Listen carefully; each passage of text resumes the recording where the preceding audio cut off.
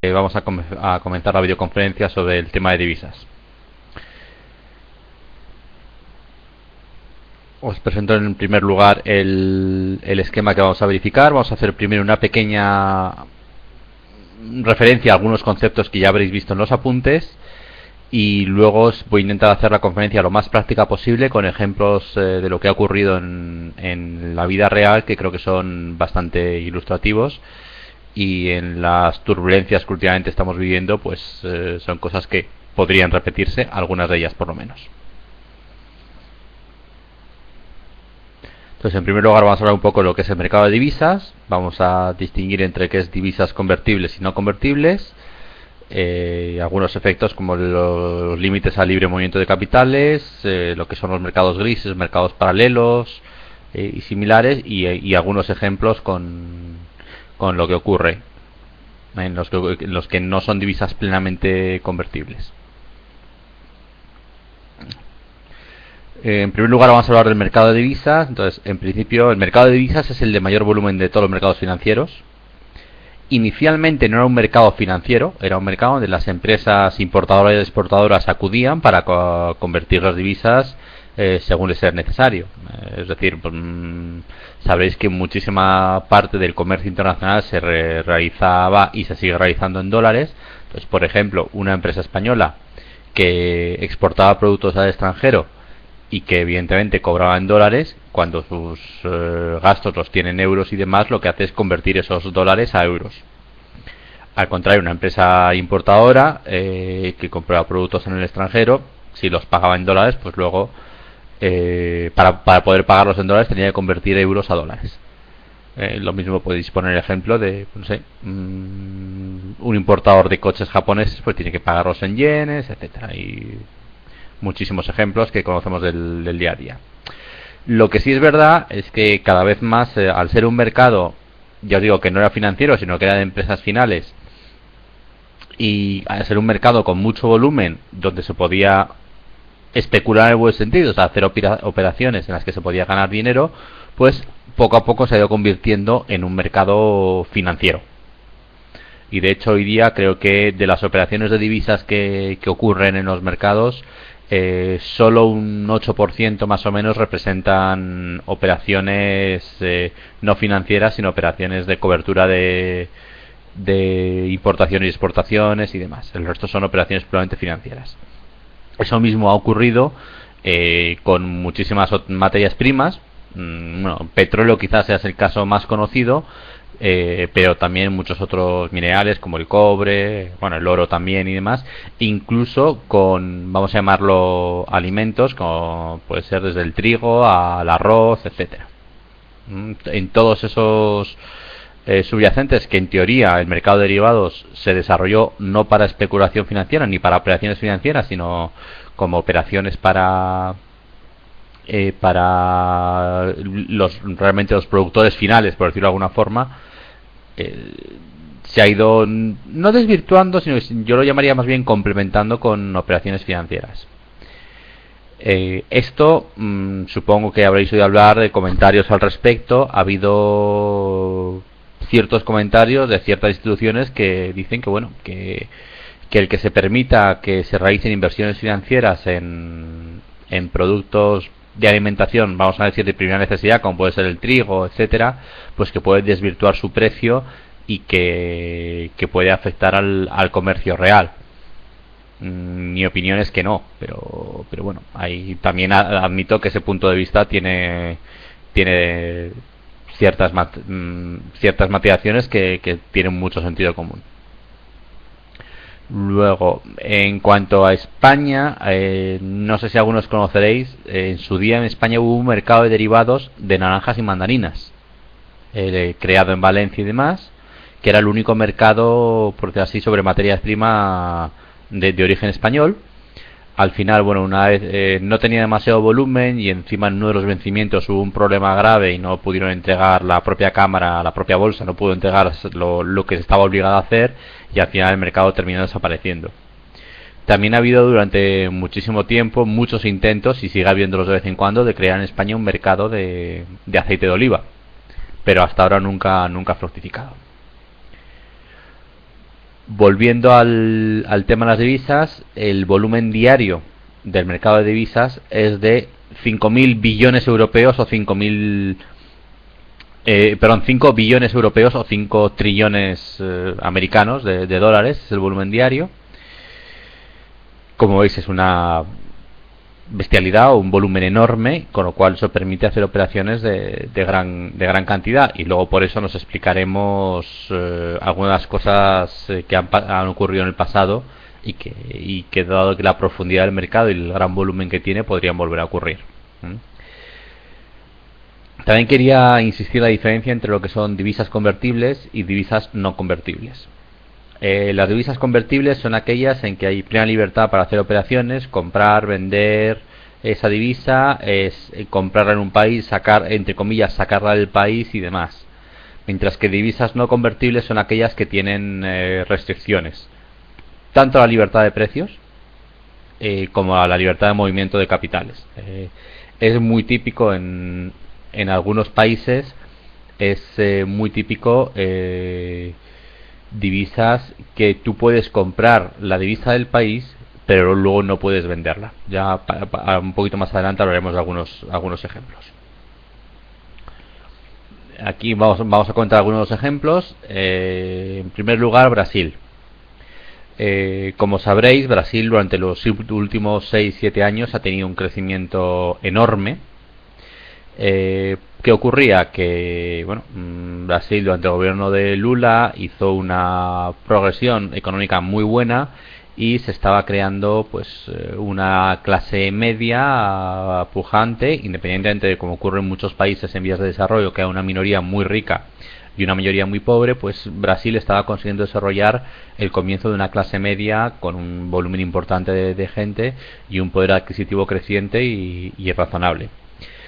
Esto estaba atrayendo muchísima inversión extranjera. Al traer inversión extranjera, ¿qué ocurre? El extranjero, pongamos por ejemplo un español que quiere invertir a Brasil, ¿qué hace? Vende euros y compra real brasileño para invertir en negocios en Brasil. Con tanta inversión extranjera que acude a Brasil, tanta gente interesada en comprar reales brasileños, el real brasileño con tanta demanda se ha apreciado.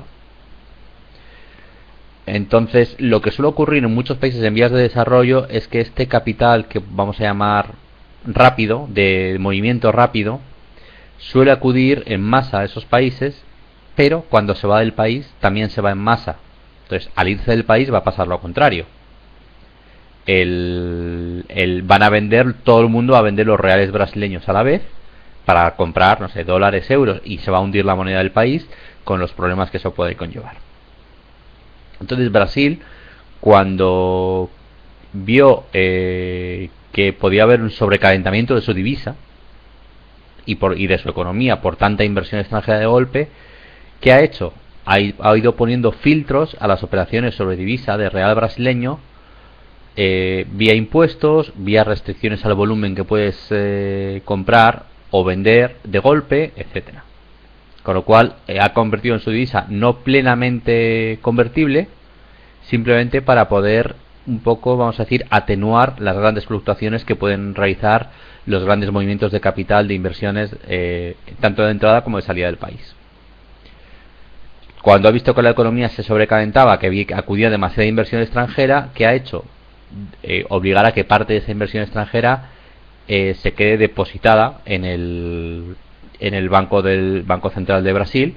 Por lo tanto, si tú acudías con 100 para invertir, a lo mejor te pedían que un 10% se quedara depositado en el Banco Central y solo podías invertir por 90. Era una forma de enfriar, vamos a decirlo, la compra de reales brasileños de golpe.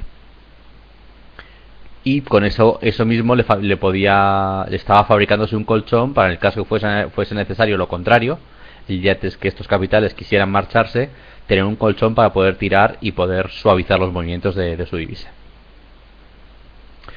No sé si he ido muy rápido, esto ha quedado claro. Si no, ponedme cualquier comentario en el chat. ¿Ha quedado claro el ejemplo de Brasil?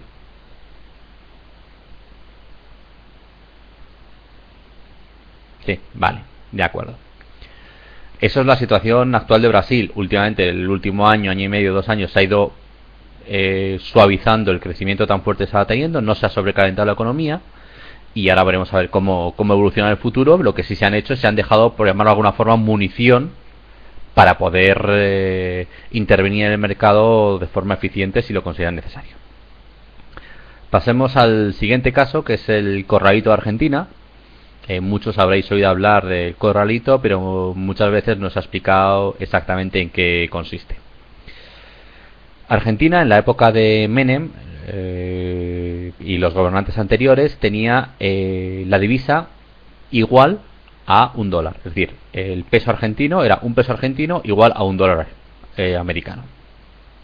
Lo tenía mantenido por el gobierno así, y ese era el tipo de cambio. Era como si estuvieran funcionando con dólares en Argentina.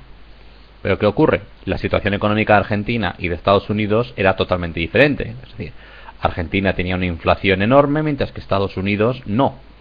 Entonces, lo que hoy un dólar es equivalente a un peso, si la inflación de los dos países es muy diferente, a largo plazo no se puede mantener. Entonces, ¿qué ocurre si tú tienes una inflación grande en el país y tu divisa no se está devaluando? ¿Qué ocurre? Que estos productos son cada vez más caros. Porque imagínate, tú vendes hoy un producto por un peso argentino y un competidor lo vende en Estados Unidos por un dólar. Si tu inflación es, por poner un ejemplo, del 50%, tu producto el año que viene va a costar un peso y medio. Que mientras el peso siga equivaliendo a un dólar, va a valer un dólar y medio.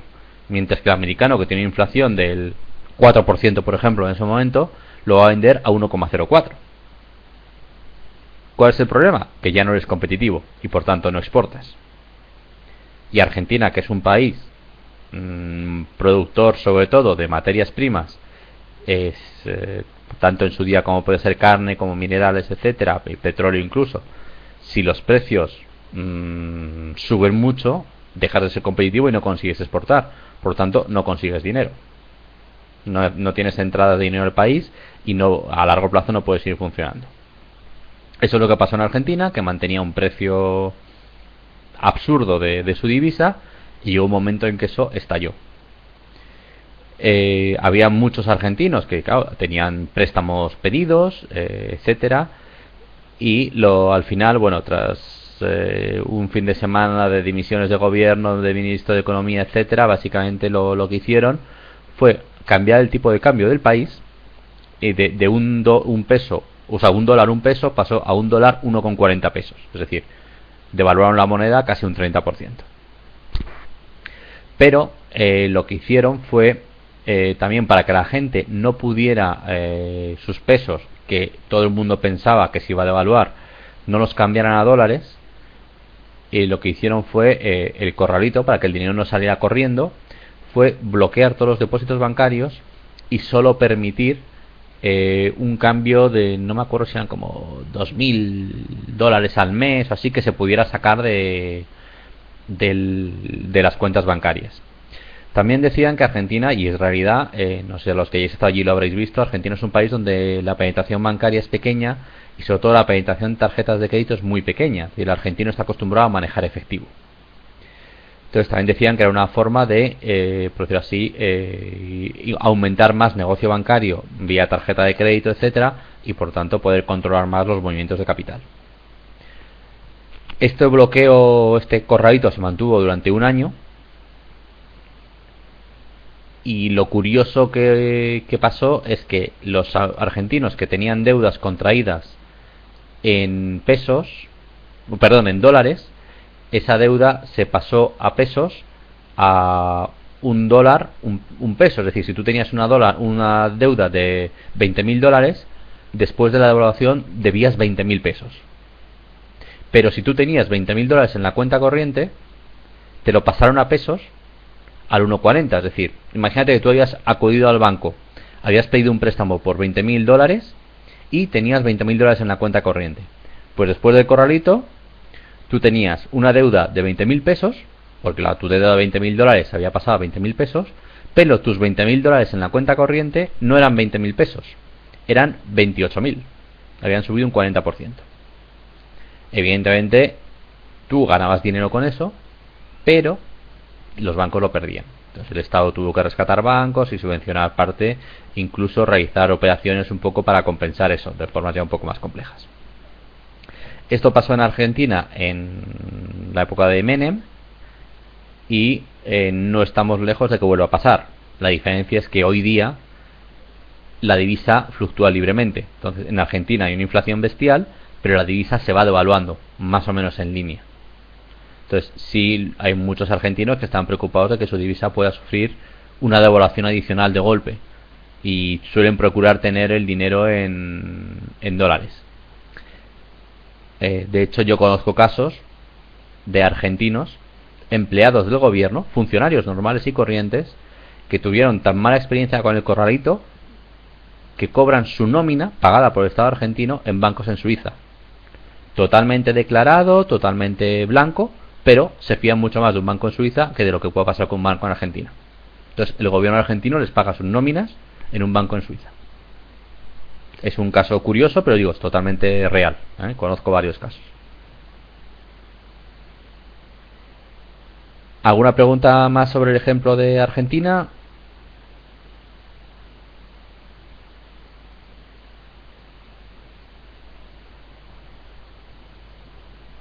¿Ha quedado todo claro entonces? Vale, pues si queréis pasamos al siguiente ejemplo, que es Venezuela. Venezuela, desde el comienzo del gobierno de Chávez, Venezuela empezó a tener muchísima inflación. Entonces lo que Chávez decidió fue, cambió el nombre de la divisa, la dividió, hizo como un anti-split de la divisa, donde antes había un bolívar, 1000 bolívares antiguos equivalen a un bolívar fuerte nuevo, y lo que hizo fue un tipo de cambio fijo para determinadas operaciones. Es decir, él decía, por ejemplo, un dólar americano son 3 bolívares fuertes, y eso lo mantenía para determinadas operaciones. Y el resto, normalmente las operaciones era para importación de productos básicos, importación de alimentos, importación de medicinas, etcétera. Y para poder comprar dólares a ese precio de un dólar 3 bolívares fuertes, o 2,70 que estuvo, necesitabas una autorización de el CADIBI, que es un organismo oficial venezolano, básicamente que controla todo el comercio exterior. Recordad que Venezuela es un país que su negocio fundamental es el petróleo, que lo exporta y lo vende en dólares, y el resto de productos básicamente los importa. Por tanto, alimentos, medicinas, últimamente ha habido un escándalo con la importación de papel higiénico en los últimos días, que ha habido una importación de emergencia de papel higiénico para Venezuela. Por absurdo que suene, ha salido en la prensa la semana pasada. Entonces, ¿qué ocurría? Para importación de estos productos básicos puedes pedir autorización para que te permitan comprarlos a ese precio de un dólar, 3 pesos, 3 bolívares fuertes. Para el resto de productos, es decir, quiero importar un coche de Estados Unidos, pues ibas a un mercado que llaman mercado paralelo, que es un mercado gris, que no es un mercado directo. Ahora entraré un poco más a explicaros por encima cómo va, donde hay otra cotización que normalmente podía ser un dólar americano, 5, 6 o 7 bolívares fuertes. Y ese mercado podía acudir todo el mundo. Ese mercado en algunos sitios venía reflejado como lechuga verde. Como estaba prohibido publicar el precio de cuánto cotizaba en ese mercado y demás, pues hoy día con internet había páginas web que no decían el precio del dólar americano, pero te daban el precio de la lechuga verde y de la lechuga europea. Entonces hubo una página web bastante famosa que se llamaba Lechuga Verde, que daba los precios. Lo que pasa que luego, estos en concreto hace unos meses se metieron a operadores de divisa y al final terminó siendo una estafa, una estafa piramidal. Pero sí hay otras páginas similares hoy día que dan simplemente informe de una cotización. Como tú puedes ir en la frontera, por ejemplo, con Colombia, puedes ir a las casas de cambio a cambiar bolívares fuertes por moneda colombiana, y esa a su vez tiene un tipo de cambio con el dólar. Puedes calcular el precio del bolívar fuerte vamos a llamarlo el mercado paralelo, con respecto al dólar. Esto ha afectado, por ejemplo, a algunas compañías españolas, Telefónica, Santander, BBV. Pongamos el ejemplo de Telefónica. Telefónica ha invertido en el país, lo cual ha llegado con sus euros y ha comprado bolívar fuerte a 2,70, que era el precio oficial que daba el gobierno. Pero ¿qué ha ocurrido luego? Ha generado unos beneficios en el país y, lógico, Telefónica ha querido repatriar esos beneficios a España. Y el Venezuela ha dicho: no, yo no te dejo repatriar los beneficios. O mejor dicho, no te dejo cambiarlos a 2,70. Los cambias a 7 en el mercado gris. Con lo cual los beneficios se dividen básicamente entre 3. Entonces, ha sido el caso de muchas compañías españolas que han invertido allí, españolas y de otros países. Pero cuando han ido a repatriar los beneficios, no les han permitido cambiarlo al tipo de cambio a que invirtieron en su día, y que era un tipo de cambio caro, con lo cual al cambiar a bolívar fuerte les perjudicaba, y ahora les perjudican doblemente al no dejarles utilizar ese tipo de cambio. Es decir, si Telefónica hubiese ido al mercado paralelo, que evidentemente el gobierno venezolano no lo dejaba en su día para invertir en el país, hubiese cogido €1 para invertir allí, hubiese ido al mercado paralelo y hubiese recibido 5 bolívares. Y ahora dice: bueno, el beneficio que he sacado, 5 bolívares que he sacado de beneficio, me los vuelvo a cambiar a euros, es €1 y vale. Pero lo que han dicho ha sido lo contrario: cuando vas a invertir en el país, tú coges €1 y te doy 2,70 bolívares. Pero cuando te los quieres llevar, no te autorizo para cambiarlos a 2,70, entonces tienes que cambiarlos a 5, a 6 o a 7, donde esté en su momento. Eso evidentemente les ha representado una pérdida importante. De hecho, Telefónica estuvo durante mucho tiempo negociando con el gobierno venezolano que les dejaran hacer el cambio a 2,70, y hubo un momento determinado que el gobierno venezolano el tipo de cambio de 2,70 también lo devaluó de 2,70 a cerca de 4, con lo cual Telefónica tuvo que provisionar una pérdida porque tenía los beneficios valorados a ese tipo de cambio, que es el oficial de 2,70, y tuvo que reconocer una pérdida por el tipo por divisa al cambio de 2,70 a 4. Exactamente cómo funciona el mercado paralelo, que ya os digo es un mercado semioficial, como no permite el gobierno que haya un cambio directo, simplemente voy a pasar por encima, pero como habéis visto temas swaps y demás, los tipos de cambio, al final la conversión de cambio se hace a través de unos bonos que emite PDVSA, normalmente, que es la petrolera estatal venezolana. Y claro, cobra en dólares, pero los salarios, etcétera, los tiene que pagar en pesos. Entonces básicamente la máxima interesada en cambiar de dólar a peso. Y como no le permiten hacer el cambio directamente, lo hace a base de una emisión de bonos que tú puedes cobrar en pesos y pagar luego en dólares, etcétera. Imaginaos que la empresa está vendiendo un bono que tú que un particular dices: tú me compras el bono hoy en pesos, pero a vencimiento yo te pago dólares, haciendo un ajuste por los tipos de interés de las dos divisas, etcétera, como si fuera un pseudo swap o algo similar a un swap de divisa. Y es la forma en que se calcula el tipo de cambio. No quiero entrar más en el mecanismo porque es bastante complejo, pero simplemente quedaos un poco con la idea. Pero Venezuela es otro país donde cuando vas a invertir te abren las puertas, pero cuando vas a llevarte tu dinero o el dinero que has generado allí, te las cierran. Eso mismo ha pasado en Bolivia, en ciertos aspectos en Perú también, etcétera. Si he dicho pesos en algún momento determinado es que me he equivocado. Es bolívar fuerte la divisa de Venezuela. Me he podido equivocar al hablar. Es bolívar fuerte. Y el código, sabéis que todas las divisas tienen un código de 3 letras para identificarlas en los mercados y demás. Por ejemplo, el del euro es EUR, el del dólar es USD, el del bolívar fuerte es V de Venezuela, E de España, F de fuerte. Por si alguno tiene curiosidad. Normalmente, ya os digo, antes había una página que era lechuga verde, pero hoy día hay otras que te indican el precio. Al momento que lo metes en Google un poco, investigas, sacar la información de blogs, etcétera, y suele salir. De hecho, muchas referencias que toman es de una ciudad colombiana que se llama Cúcuta, que está en la frontera con Venezuela, y es donde de las casas de cambio de ahí toman la referencia para el tipo de cambio de mercado paralelo. Si tenéis curiosidad, ya os digo, lo metéis en Google y vais a encontrar páginas web que os den la información. Otro ejemplo de divisas que son poco convertibles o no convertibles es la divisa de Corea del Norte. Evidentemente un país que está absolutamente aislado y cerrado, tiene una moneda propia que no te permiten, en teoría no te permiten comerciar con ella y no tienes forma de cambiarla, pero existe. Y de hecho hay varias pseudo estafas circulando por ahí de gente que te ofrece la moneda de Corea del Norte a un precio muy barato, pero luego no tienes forma de convertirla, de cambiarla a otra divisa, con lo cual te estás comprando simplemente unos kilos de papel. Lo mismo pasó, por ejemplo, con la divisa Irak, de la divisa emitida por Saddam Hussein cuando la guerra del Golfo. Conozco gente que le pagaron una operación con la divisa iraquí, y en el tiempo que tardó en negociar el cambiarla a dólares, lo que le habían pagado por 100 valía 1,5. O sea, perdió un 98,5%. Porque fue en ese plazo fueron 2 días, creo, en ese plazo cayó Saddam Hussein. Entonces básicamente decían que los billetes eran papel mojado. Otro ejemplo que podemos comentar de países donde no es plenamente convertible la divisa es Argelia. Argelia es un país que te permite invertir en el país,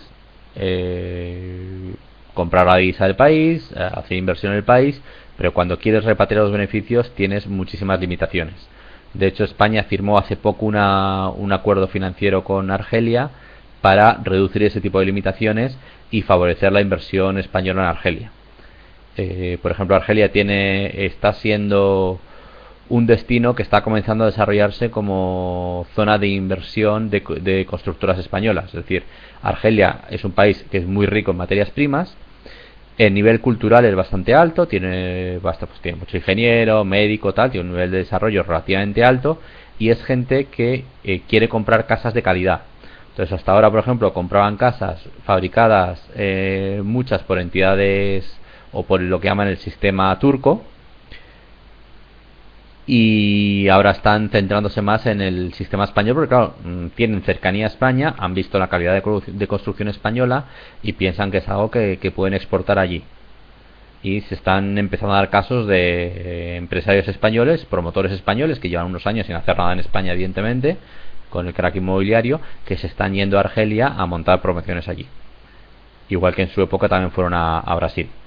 Hace 4 o 5 años fueron a Brasil, pues el último año y medio está empezando a meterse a Argelia como destino. Ya veremos a ver cómo evoluciona, pero es un tema curioso y que todavía no se ha hecho muy conocido en prensa.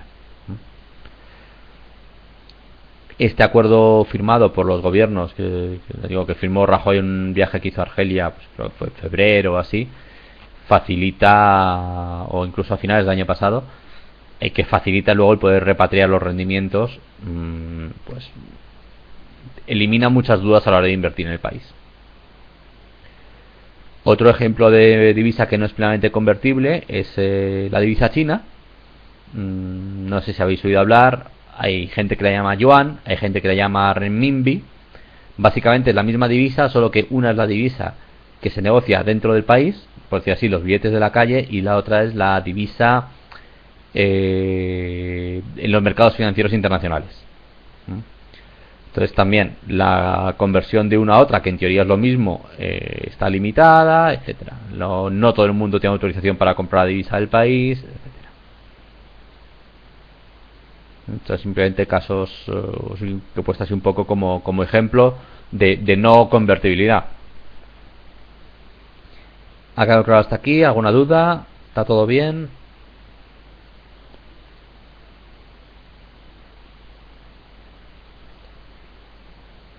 Vale, de acuerdo. Pues pasamos al siguiente caso.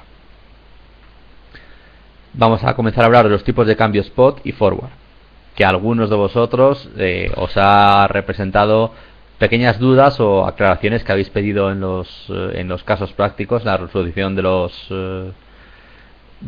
los problemas, de los ejercicios, y a ver si con esto lo podemos aclarar un poquito más.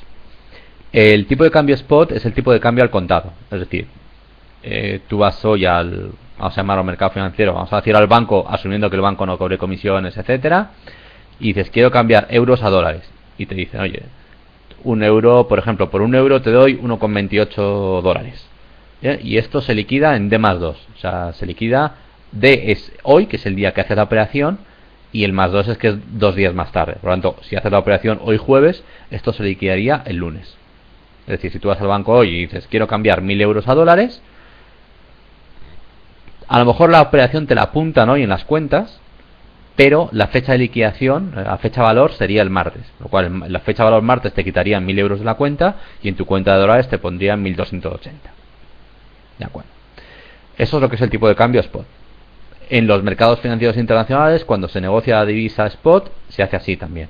Es decir, acuerdas la operación ahora y tienes ese plazo de 2 días para comprobar que tu el banco que liquida tus operaciones, que es el custodio de tu dinero, se pone de acuerdo con el de tu contrapartida para hacer la liquidación de valores, de uno entregar euros y el otro entregar dólares, etcétera. Tipo de cambio forward es el tipo de cambio en una fecha futura.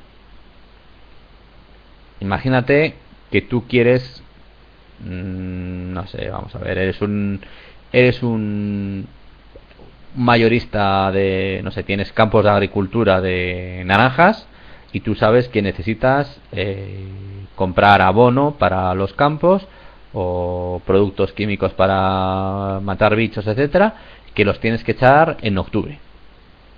Entonces tú hoy puedes calcular cuánto, imagínate que hoy dices, oye, pues esos productos se los debo comprar en Estados Unidos en dólares, los tengo que comprar en octubre.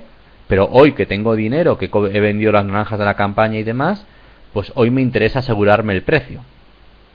Porque claro, asumo que el precio en dólares va a estar estable, por lo tanto el tipo de cambio variará el coste que me representa. Y oye, como no quiero correr el riesgo de lo que pase con el tipo de cambio de hoy a dentro de 6 meses, o porque creo que el dólar se puede apreciar, pues hago un forward hoy, un contrato forward, en el cual me garantizo el precio dentro de 6 meses.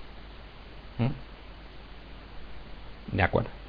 Entonces, ahora vamos a entrar a calcular cuál es el precio forward. Creo que a algunos que habéis representado dudas os dije, y os puse un ejemplo con la compra de un coche. Tú puedes comprar un coche hoy por 1.500 euros o dentro de un año por 1.800. O lo puedes negociar a 1.800 dentro de un año. Tú tienes dos opciones, o comprarme el coche hoy por 1.500 o comprarlo dentro de un año por 1.800. Si te lo compras hoy por 1.500, tu coste es 1.500 hoy y ya está. Si te lo compras por 1.800 dentro de un año, el dinero que tienes hoy le puedes sacar un rendimiento, mientras tanto lo puedes tener en el banco. Imaginaos que no tienes dinero y tienes que pedir el préstamo. Si tú compras el coche por 1.500 hoy, vamos a llevar todo al futuro, dentro de un año. 1.500 hoy, al tipo de ese dinero que te ha prestado el banco hoy, al tipo de interés que te cobre, vamos a asumir un 10%, dentro de un año te representa un coste de 150 euros. Con lo cual el coche, dentro de un año, te estaría costando realmente 1.650 euros. Los 1.500 que pagas hoy, más los 150 de intereses del préstamo. La otra opción era 1.800 euros dentro de un año. Evidentemente, ¿qué harías? Comprar el coche hoy y pedir el préstamo hoy, te sale más barato. Imaginaos que en lugar de un coche fuese una divisa que puedes comprar y vender continuamente. En ese caso, ¿qué harías?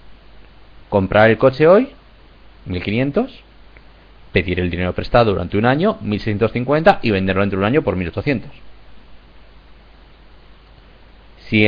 Si asumimos que ese 1.800 es el precio que puedes acordar hoy para dentro de un año, eso sería el forward. Os he puesto un ejemplo con un coche. Ahora vamos a hacer un ejemplo de divisas que a lo mejor lo vais a ver más claro. Vamos a pasar a un ejemplo en el cual un euro hoy está a 1,30 dólares.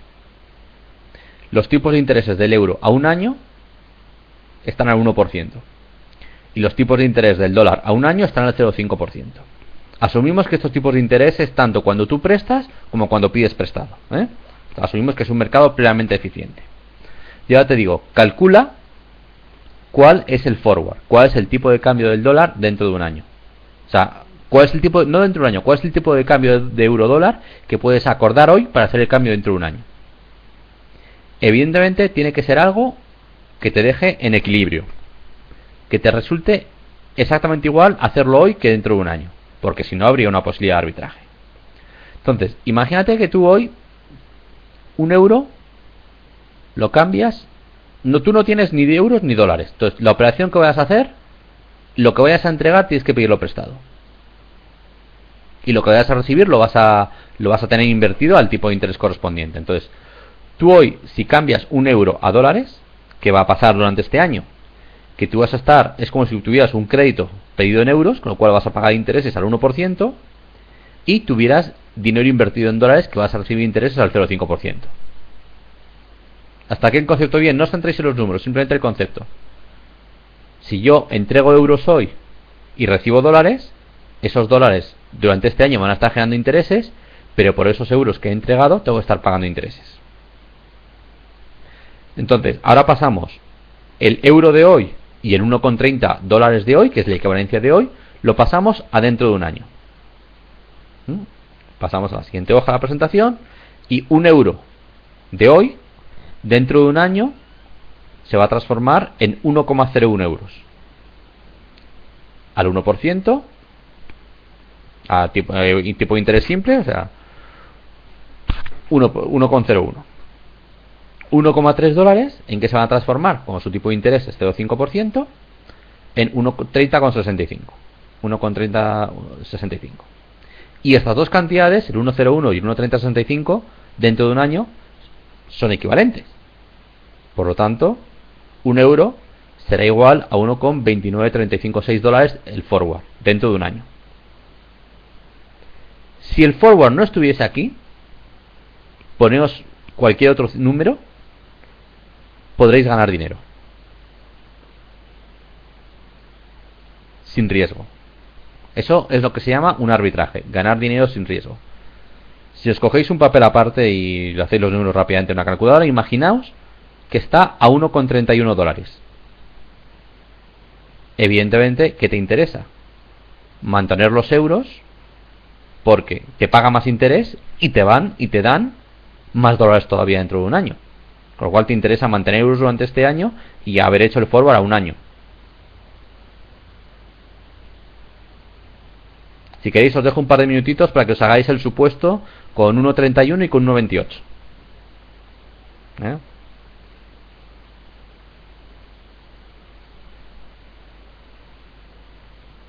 Y veréis cómo en cada uno de los casos podéis ganar dinero.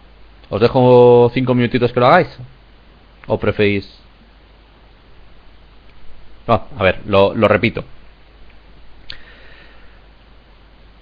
Estamos olvidamos olvidamos el tema. Os recomiendo casi que cojáis papel y boli al lado. Olvidaos el ejemplo del coche y estamos en una situación hoy en la cual estamos. Un euro equivale a 1,30 dólares. Entonces, imagínate que tú no tienes ni euros ni dólares. Tú tienes un mercado en el que puedes hacer operaciones. Si tú hoy vas al mercado y cambias los euros a dólares, como no tienes euros, los tienes que pedir prestado. Y vamos a hacerlo con un euro. Imagínate que hoy tú cambias un euro a 1,30 dólares. El euro, como no lo tienes, lo tienes que pedir prestado. Y te cobrarán unos intereses por ese préstamo. Que hemos dicho que estos intereses están al 1%. Con lo cual, el euro que estás pidiendo prestado hoy, dentro de un año tienes que devolver 1,01 euros. ¿Hasta aquí bien? Vale. Los dólares que recibes los vas a meter en el banco y te van a pagar intereses. Te van a pagar intereses al tipo de interés del dólar, que es un 0,5%. ¿De acuerdo? Entonces, el 1,30 dólares que recibes, paso a la página siguiente de la presentación, el interés que te pagan es 0,0065. Por tanto, ese 1,30 dólar dentro de un año van a ser 1,3065. ¿Hasta ahí sí? Vale. Entonces, eso tú tienes dentro de un año que tienes que pagar 1,01 euros y tienes vas a tener 1,3065 dólares. Esas cantidades dentro de un año tienen que ser equivalentes. Por lo tanto, dentro de un año 1,01 euros tienen que equivaler a 1,3065. Hacemos la ecuación debajo y vemos cuál es el tipo de cambio entre euro-dólar dentro de un año. Si lo acordamos hoy, que es 1,2935,6. Cualquier otro tipo de cambio del forward te permitiría de ganar dinero. Dejadme que coja un boli y una calculadora y hacemos el ejemplo. Vamos a suponer, por ejemplo, que el tipo de cambio dentro de un año del forward, el forward a un año es 1 euro, 1,32 dólares. ¿No? Entonces, tú en lugar de coger y cambiar hoy 1 euro que te den 1,30 dólares, dentro de un año tengas que pagar 1 céntimo de euro de intereses y te recibas solo 0,65 céntimos de dólar, es decir, tendrías 1,3065 dólares dentro de un año, pero tendrías que pagar 1,01 euros. ¿Qué preferirías? ¿Quedarte con el euro hoy, no hacer nada hoy, hacer el forward solamente, acordar el forward y recibir, oye, a mí me das 1,32 dólares dentro de un año, ¿no?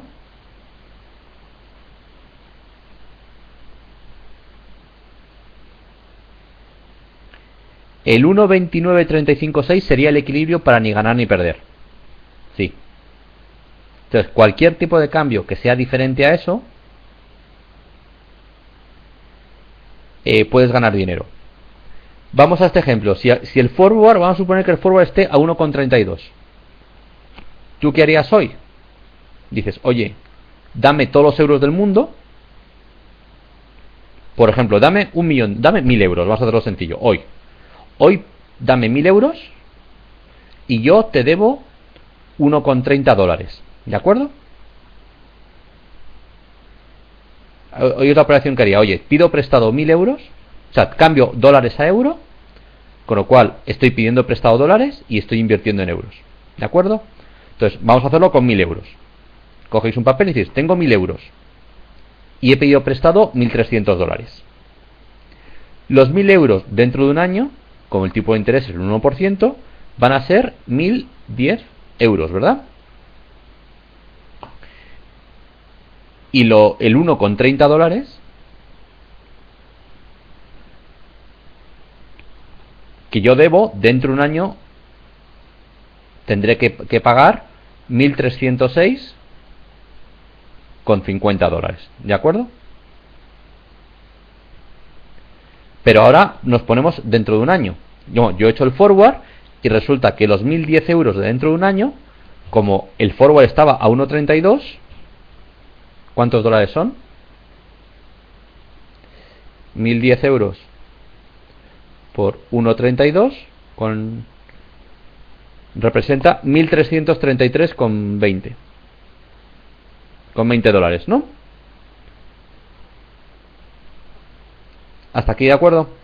Esos 1333,20 yo de ahí pago los 1306,50 del préstamo y me quedan 27 dólares de ganancia, a 26 y pico dólares de ganancia. A ver, ¿por qué 1010? Tú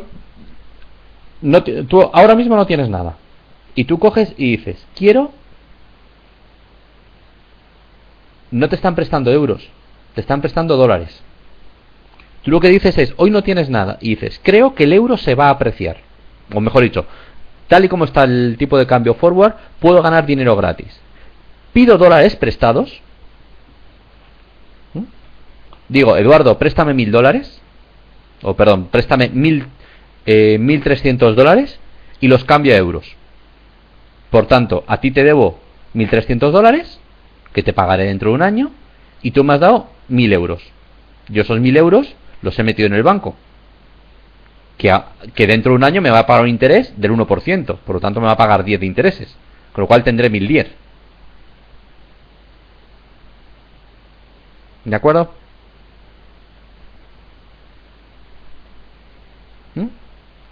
Entonces, ahora vamos a ese ejemplo.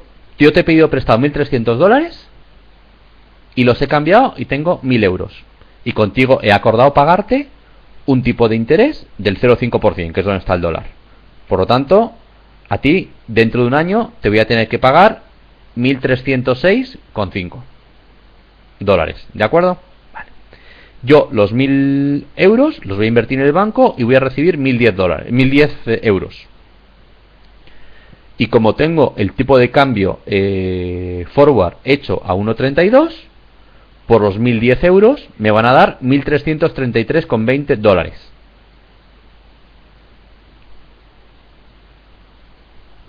Pero de esos 1.333,20, a ti solo tengo que darte 1.306. El resto es mi beneficio. He cerrado toda la operación y me he quedado con 27 dólares. ¿Os ha quedado claro?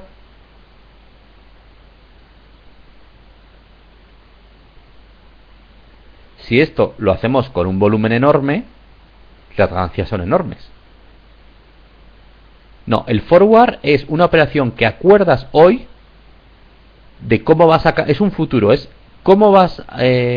hoy acuerdo a qué tipo de cambio vamos a hacer la operación dentro de un año. Entonces, con esta situación, este ejemplo que hemos puesto, sí, estamos teniendo todo en cuenta. Estamos teniendo en cuenta los intereses del dinero que pide prestado, los intereses que recibes del dinero que tienes, pongamos en el banco. Estamos teniendo todo absolutamente en cuenta. Evidentemente estamos haciendo un análisis en un mercado perfecto, en el cual no hay comisiones, en el cual prestas o te prestan dinero al mismo tipo de interés y demás.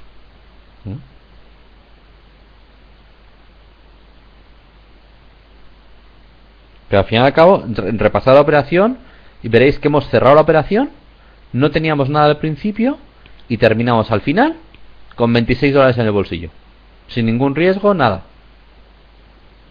Bueno, más que el riesgo de contrapartida, etcétera, pero bueno.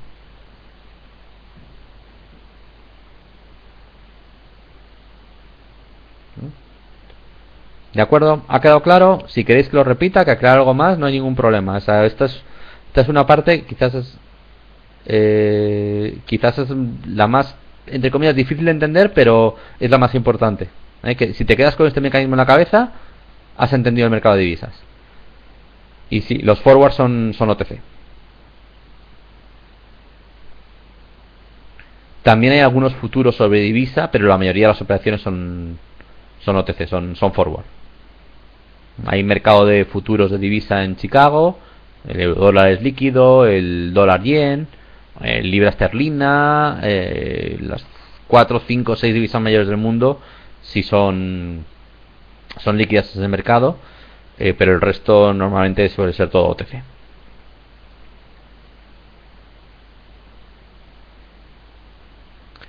Y de hecho, para clientes, por decirlo así de alguna forma, finales, no puramente financieros, el mercado es tan competitivo, o sea, el margen en que se pueden quedar los bancos es tan pequeño que a mucho cliente final no le interesa operar el futuro de euro-dólar, sino que directamente hace un forward con su banco.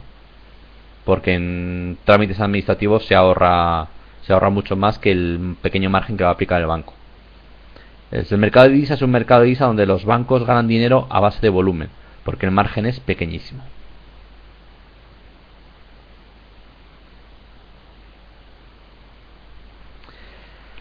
¿Hasta aquí todo correcto? ¿Todo claro? Ya os digo, os recomiendo que para reforzar este ejemplo, que es sencillito, Calculation Forward, o lo podéis replicar en un papel o un ejemplo similar, calcular cuál es el forward, por llamarlo de alguna forma, de equilibrio, y luego poner cualquier otro precio de forward y ver en qué mecanismo con qué mecanismo ganáis dinero. Es la mejor forma de entenderlo y hacerlo un poco divertido, de si ganas dinero o pierdes dinero. A ti el supuesto de los apuntes no te sale. Vale, no me acuerdo de memoria el supuesto de los apuntes. Las dudas lo dejamos para el final, os explico una cosilla más y al final hacemos el resto de dudas. A ver, otro ejemplo histórico del mercado de divisas que habréis oído hablar es el caso de Soros cuando hundió la libra esterlina en el año 92.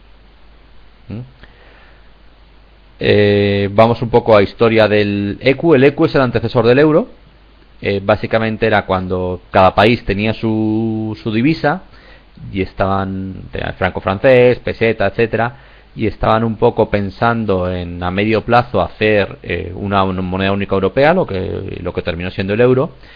Lo que inicialmente hicieron fue crear una moneda artificial que se llamaba el ECU, y donde cada divisa tenía un tipo de cambio con el ECU. Entonces era un tipo de cambio semifijo, es decir, le habían dado un tipo de cambio y sobre eso permitían una fluctuación entre más o menos 6%. Es decir, si un ECU eran 100 pesetas, te permitían que la peseta se apreciara hasta 94 o que se depreciara hasta 106. Pero no debía salir de ahí. Entonces, en el caso de que la peseta se depreciara hasta 106, ahí el gobierno español, el Banco de España, estaba obligado a salir comprando pesetas y vendiendo ECUs para mantenerla dentro de la banda. Si la peseta se apreciaba y se acercaba a un ECU 94 pesetas, el Banco de España estaba obligado a vender pesetas y comprar ECUs para que se mantuviera dentro de esa banda de fluctuación. Entonces estamos en la situación del año 92, reunificación alemana. Entonces Alemania empezó a invertir una bestialidad de dinero en Alemania del Este para, vamos a decirlo, ponerlo al día. Entonces, ¿qué pasó? Alemania empezó a aumentar el dinero en circulación para invertir eso en la Alemania del Este, y eso generó inflación. Lo normal es que al generarse inflación es que la divisa se hubiera depreciado, pero los mercados financieros confiaban mucho en Alemania, en que eso era un tema puntual de poner a Alemania del Este al día y de que la máquina alemana iba a seguir funcionando bien, y con lo cual no veían necesidad de que el marco se devaluara, sino decían, oye, esta inflación es un tema puntual, no es permanente, Alemania está invirtiendo un montón de pasta y con un déficit del PIB enorme en Alemania, o enorme, bastante grande, porque está invirtiendo en Alemania del Este, pero esto es una cosa puntual, con lo cual yo no voy a vender marcos porque a medio plazo creo que no voy a ganar dinero. Conclusión, ¿qué hizo Alemania para controlar la inflación? Subir los tipos de interés. Entonces, si tú tienes una divisa que crees que no se va a depreciar porque es un país que es una máquina como es Alemania, y que encima te sube los tipos de interés, que te paga más interés por cuando tienes dinero en esa divisa, ¿qué ocurre? Que el marco alemán se volvió más atractivo. Es decir, la gente empezó a comprar marcos y dice, me pagan más interés y la divisa no creo que se vaya a depreciar, compro marcos y cobro un interés mayor. Eso es lo que ocurrió. Entonces el marco se fue hacia el nivel superior de la banda, y algunos países, Inglaterra, Reino Unido, Italia, sus monedas empezaron a devaluar y quedarse en la parte inferior de la banda. Es decir, si tiene una banda de fluctuación de un marco, podía estar alrededor, no me acuerdo exactamente, pero un marco alrededor de, por hacerlo sencillo, 2 libras, pues se fue a un marco 2,12 libras, entonces ya estaba en el límite del 6%. Lo mismo le pasó a la lira italiana, y creo que si no recuerdo mal en algún momento la peseta también. Entonces, estos países que su divisa se había devaluado tienen dos formas, o tres formas de revaluar su divisa. Uno, aumenta los tipos de interés para hacer tu divisa más atractiva. O dos, compras tu divisa en el mercado. Es decir, lo sabéis, habréis oído hablar de las reservas de divisas de los bancos centrales, las reservas de divisas del Banco de España y demás. Su mecanismo era ese, es decir, para estabilizar la divisa. ¿Que crees que la peseta se ha devaluado demasiado? Pues sale el Banco de España a comprar pesetas y vende los dólares o libras esterlinas que tiene. Otra opción es aumentar los tipos de interés, como os he dicho, para que la gente esté más dispuesta a invertir en pesetas porque van a pagar un interés mayor, siempre y cuando la divisa no se devalúe, o una combinación de las dos anteriores. Caso concreto de Reino Unido. El Reino Unido tiene un ciclo económico que es intermedio entre lo que es el resto de Europa y lo que es Estados Unidos. Entonces, en ese momento Reino Unido estaba en una crisis económica bastante importante, tenía un paro bastante alto, el PIB tenía un crecimiento muy bajo, y por tanto, en esas condiciones no puedes ponerte a subir tipos de interés. Es como, imaginaos la situación que está España ahora, que lo que necesitas es que se produzca inversión y demás. No puedes subir tipos de interés porque en ese caso la gente, ¿qué hace? Es decir, invierto a tipo fijo y me despreocupo de crear empresas y demás, con lo cual generar más paro, etcétera. Reino Unido estaba en esta situación, con lo cual no podía subir tipos de interés. ¿Cuál era la otra solución? Comprar libras esterlinas con las reservas de divisa que tenía. Claro, eso es decir, oye, yo puedo comprar libras mientras tenga otras divisas que pueda vender. Mientras no tenga que vender, si no tengo que vender, ya no puedo comprar más libras. Entonces, ¿Soros qué dijo? Mira, Soros dijo, a ver, la economía inglesa no puede subir los tipos de interés porque hunde la economía del país y no tiene divisas suficientes para mantener la libra a nivel donde está. Con lo cual, lo lógico es que devalúe la divisa para hacerse más competitivo y fomentar la recuperación económica del país. Y eso es lo que apostó. Dijo, si va a devaluar la divisa, ¿yo qué voy a hacer? Vendo libras ahora que están caras y ahora las recompraré más baratas una vez que devalúe. Fue la apuesta de Soros. Como os he comentado antes, los mercados de divisas son muy líquidos y Soros llegó a vender 10.000 millones de libras en un día. ¿Qué pasó? Que Inglaterra no tenía capacidad de comprar tantas libras y al final tuvo que devaluar. Entonces Reino Unido lo que dijo es, me salgo del ECU, devalúo mi divisa y bueno, se devaluó un 15% contra el marco alemán y un 25% contra el dólar americano, con lo cual el Reino Unido Soros ganó un margen importante en un día, en el momento que se produjo la devaluación. Lo que hizo fue cambiar las bandas de fluctuación y salirse de ese mecanismo. A partir de aquí luego ha habido muchos comentarios de si, a ver, la especulación tal. A ver, Soros vio una situación de equilibrio, una situación económica que no consideraba equilibrada y que pensaba que se tenía que deshacer y apostó por ello. Y era una apuesta muy arriesgada. O sea, estaba apostando en contra del Banco de Inglaterra, que podía tener el apoyo de cualquier otro del resto de bancos de la Unión Europea. Con lo cual, era una apuesta arriesgada. Le salió muy bien. Pero hay muchas otras de estas apuestas que salen mal. Y esas no salen en los periódicos. Y este es un ejemplo claro de un hedge fund, como era el de Soros, el Quantum Fund. Se comenta también que si se puso de acuerdo con otros hedge funds, más que ponerse de acuerdo, a ver, los gestores de hedge funds se conocen, muchos son amigos entre sí, y a lo mejor salen a cenar una noche y se habla de economía. Y a lo mejor en una cena llegaron a la conclusión, varios gestores, la misma conclusión que Soros, que la libra no podía mantenerse donde estaba y se tenía que devaluar. Ya os digo, hay muchos libros escritos al respecto, cuentan la historia con mucho más detalle, las reuniones políticas en Inglaterra, etcétera, pero el resumen es esto que os he contado yo. No sé si os ha quedado claro o queréis aclarar alguna cosilla más.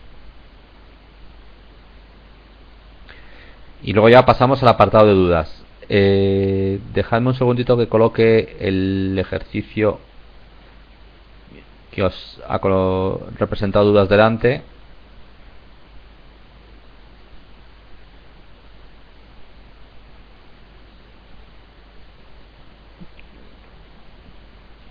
Vamos a ver.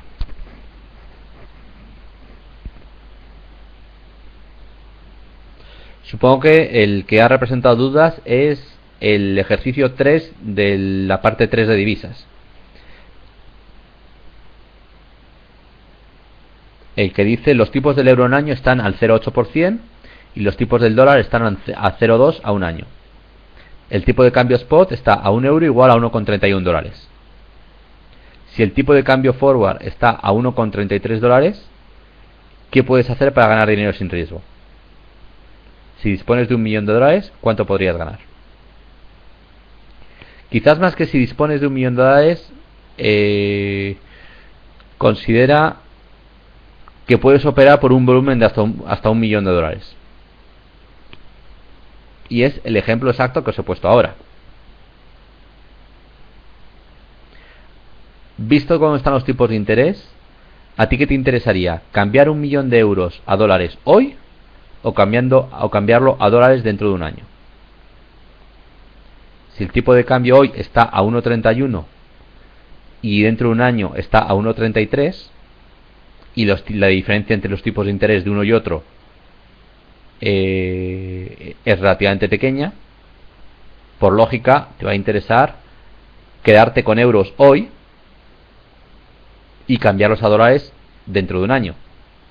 Es más, como el euro te paga más interés que el dólar, encima ganarías por los dos lados. En lugar de cambiar a 1,31 cambiarías a 1,33 y durante ese año estarías cobrando intereses al 0,8 y no al 0,2.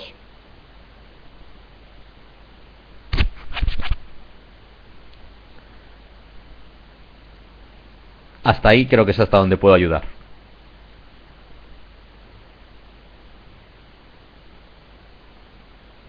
Ya, básicamente todos estos ejercicios y las situaciones reales se hacen igual. Es decir, si el tipo de cambio hoy está a 1,31 y con los tipos de interés de cada divisa, ¿cuál es el, vamos a llamarlo, punto de equilibrio o dónde debería estar el forward dentro de un año? Si el forward no está a ese nivel, cualquier otro nivel me permite un arbitraje. Y hay que ver qué sentido me permite y cuánto gano.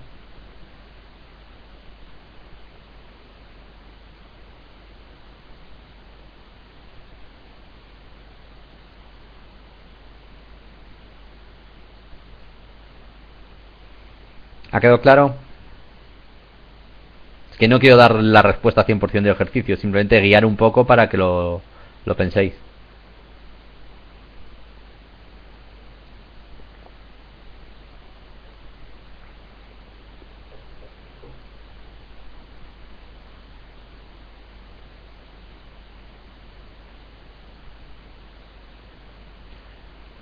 ¿A qué te refieres por el mecanismo de los bonos a 50 años?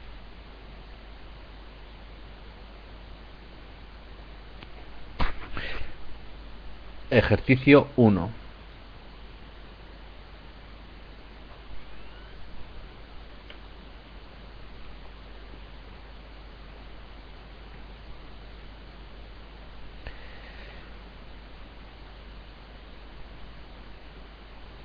Vamos a ver, como os estoy explicando, es que a mí no me han mandado los ejercicios todavía para corregir los de este tema. Como os estoy explicando, al final, el tipo de cambio forward, la información que necesitas para el tipo de cambio forward es dónde está el tipo de cambio hoy, dónde está el tipo de cambio spot y los tipos de interés de cada divisa a ese plazo.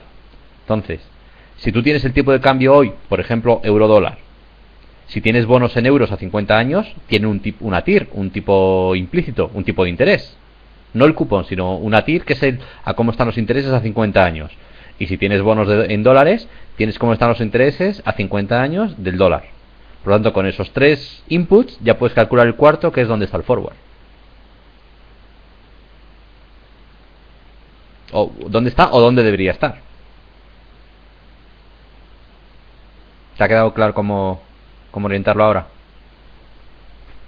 Es decir, teniendo dónde está el tipo de cambio hoy y dónde van a estar los intereses, calcular el tipo de cambio futuro que te deje en equilibrio. De acuerdo.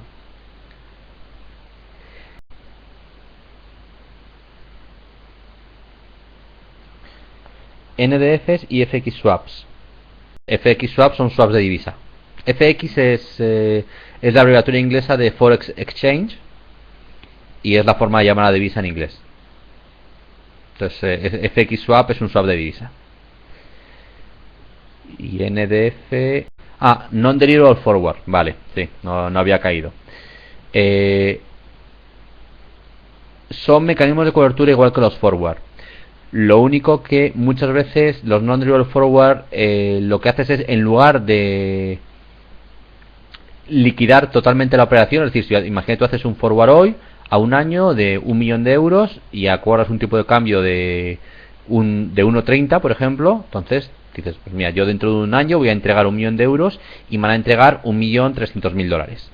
Los non-deliverable forward normalmente lo que suelen liquidar es con la diferencia entre el forward que te has acordado hoy y donde efectivamente esté el tipo de cambio spot dentro de un año. Es decir, tú acordas sobre el forward 1 euro, tú entregarás 1.000.000 de euros, o sea, bueno, no entregarás, pero vamos, acuerdas el forward a 1.000.000 de euros a 1.300.000 dólares, y si en lugar de 1,30 dentro de un año el spot está a 1,40, con lo cual serían 1.400.000 dólares de contado, te liquidan la diferencia.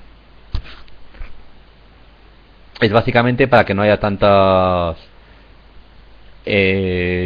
movimiento de capital, con lo cual no se mueve todo el nominal, sino simplemente la diferencia entre lo que tú has acordado y donde esté realmente en ese momento.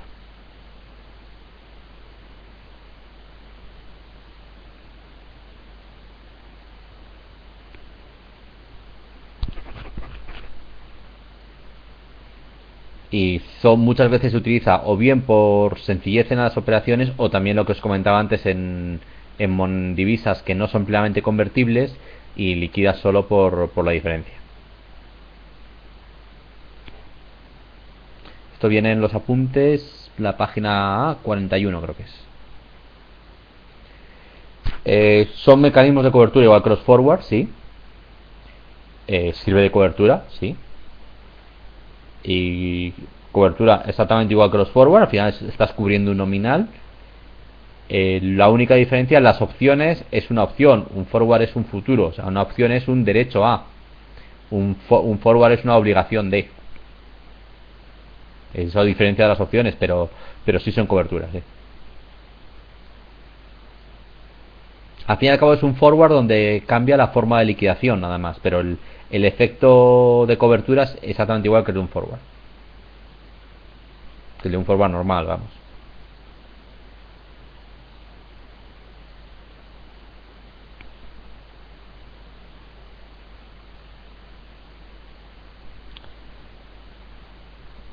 A ver, más dudas.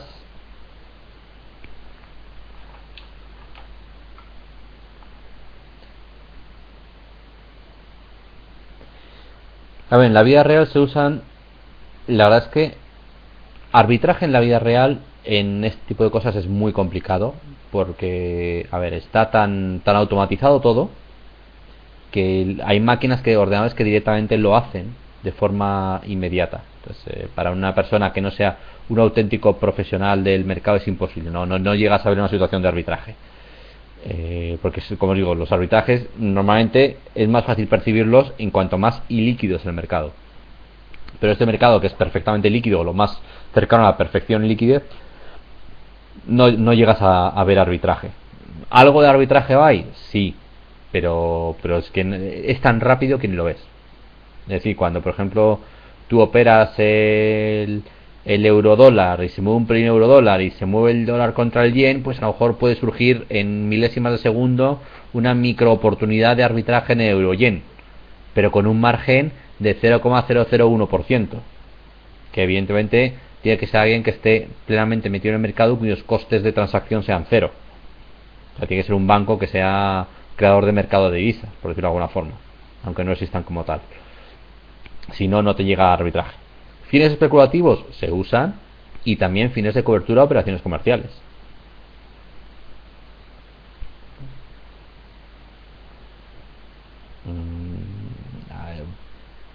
Es muy típico.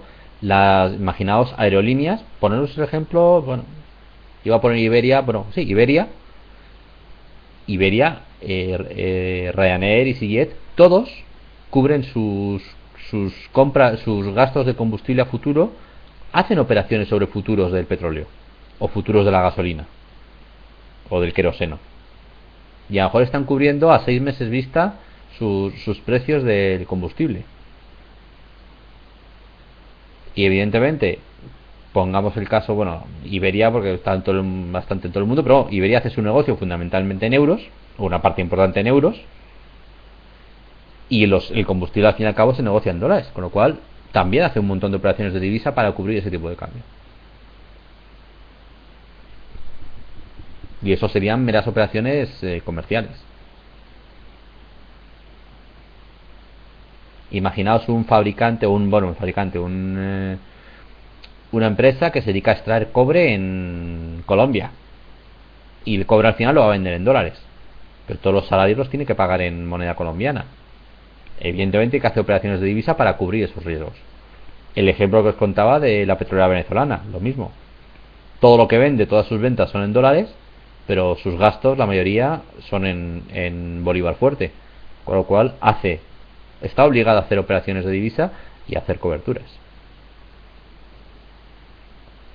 De hecho, algunas veces cuando salen noticias en prensa, el ejemplo del coste del combustible en las aerolíneas suele salir de vez en cuando, sobre todo las de bajo coste suelen anunciarlo, Ryanair, EasyJet y demás, pero de vez en cuando en prensa suelen salir, sobre todo cuando ha habido movimientos fuertes en el petróleo, o cuando hacen presentaciones de resultados trimestrales, el efecto de la divisa o de las coberturas, se ha ganado, se ha perdido tanto, etcétera. Si veis con un poco de detalle algunas noticias en la prensa, cuando presentan resultados trimestrales, salen ese tipo de comentarios. Y fin especulativo, a ver, a mí la palabra especulación no me gusta porque siempre se implica una connotación negativa, que para mí no la tiene, pero la gente en la calle la tiene. Sí hay muchos gestores de fondos, de patrimonios, que hacen operaciones puramente financieras en el mercado de divisa y en el mercado de materias primas, sin duda. A ver, a un gestor de hedge fund le pagan por ganar dinero para sus clientes. Un gestor de hedge fund y un gestor de fondos normales. Por ganar dinero para sus clientes dentro del mandato en lo que tiene mandato para operar. Si tú dices, oye, yo soy un experto en petróleo y me voy a dedicar a operar en el mercado de petróleo porque creo que puedo ganar dinero por ello para mis clientes, déjame tu dinero para que te lo gestione. Mi negocio es operar en el mercado de petróleo para ganar y perder dinero. ¿Eso es especulación? Bueno, un reventa de un partido de fútbol es especulación.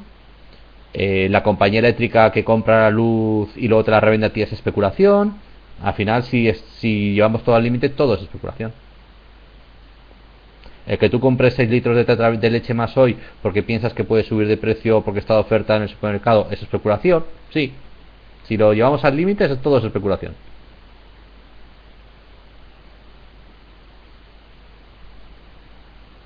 Más dudas. No, a ver, ya sé que está puesto sin maldad, pero reconocer que cuando en la calle mencionas la palabra especulación se entiende con un concepto peyorativo de poco menos que vas a intentar ganar dinero a costa de otros. A ver, si tú compras una acción de Santander hoy a 6 euros porque crees en la compañía a largo plazo y porque crees que va a subir a 10 euros a 3 años vista, ¿es especulación? Bueno, estás ganando dinero a costa del que la está vendiendo a 6 si sube a 10.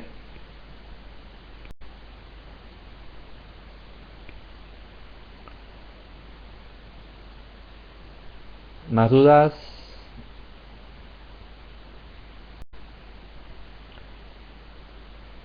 Vale. Entonces, si no hay más dudas, y nada, gracias por vuestra atención y estamos en contacto. ¿De acuerdo? Un saludo a todos, muchísimas gracias.